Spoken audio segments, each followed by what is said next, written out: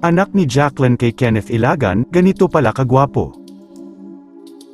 Agaw pansin ngayon ang nag-iisang anak na lalaki ng yumaong premyadong actress na si Jacqueline Jose, kilala ng maraming madla si Mary Jane Santa Ana Goc o Jacqueline Jose bilang isang dekalibre at premyadong aktres. Tumatak sa puso ng marami si Jacqueline, dahil sa kanyang kahanga-hangang galing sa pag-arte, na nagbigay sa kanya ng napakaraming Best Actress Awards. Isa na dito ang makasaysayang pagkapanalo niya bilang Best Actress sa 2016 Cannes Film Festival, dahil sa pagganap niya sa pelikula ni Direk Brillante Mendoza na Marosa. Nagbigay karangalan si Jacqueline Jose bilang kauna-unahang Filipina at Southeast Asian na nag-uwi ng nasabing award, pero bukod sa pagiging isang magaling na aktres, may isa pang papel na maayos na nagampanan ni Jacqueline Jose.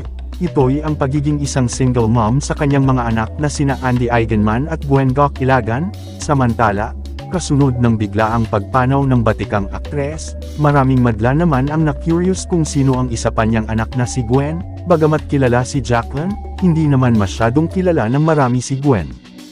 Hindi kasi tulad ni Andy, hindi pumasok sa pag-aartista si Gwen, kaya naman maraming madla pa rin ang nagulat nang malamang may anak pala na lalaki si Jacqueline Jose, na hindi lang talentado kundi napakagwapo rin. Si Gwen Garrimon ay anak ni Jacqueline Jose kay Kenneth Ilagan na naging gitarista ng ilang sikat na 90s Pinoy bands, gaya ng The Dawn at True Faith.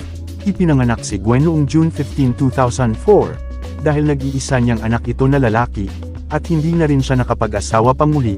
Itinuturing ng premyadong aktres si Gwen bilang only man sa kanyang buhay, kaya naman labis na lang ang kalungkutan ng premyadong aktres.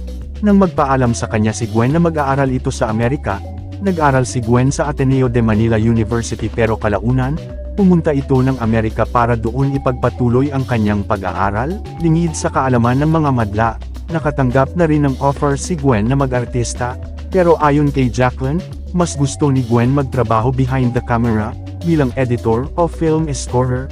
Gayunpaman, nasilayan pa rin ng lahat si Gwen dahil naman sa kanyang hilig o husay sa pag-awit.